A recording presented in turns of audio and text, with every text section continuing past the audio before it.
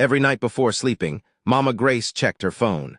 Not because she was busy, not because she had messages, but because she was hoping her son would finally call. At first, she used to call him herself. Chuka, how are you? Have you eaten? But the calls became shorter over the years. I'm busy, Mama. I'll call you later. Later never came. Soon, weeks passed without hearing his voice. Then months. The neighbors still saw her bragging about him proudly. My son works in Abuja, she would say with a smile. But at night, she cried quietly into her pillow. Sometimes she would sit outside with his childhood photo in her hands, whispering, "Did I offend you, my child?" Nobody knew exactly when the distance started. Maybe after his marriage. Maybe after money became tight. Maybe after life became too fast. Whatever it was, her son slowly disappeared while still alive. One rainy night, Mama Grace sat alone in darkness after the electricity went out. The house was silent, except for the sound of rain hitting the roof. Then suddenly, her phone rang.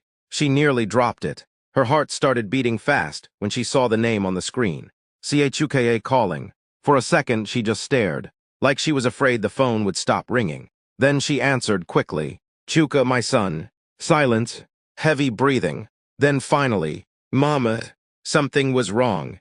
A mother always knows. Are you okay? She asked immediately. He didn't answer. Instead, she heard him crying softly, and that was when fear entered her chest. Talk to me. Mama, his voice cracked. I'm sorry. She stood up instantly. Sorry for what?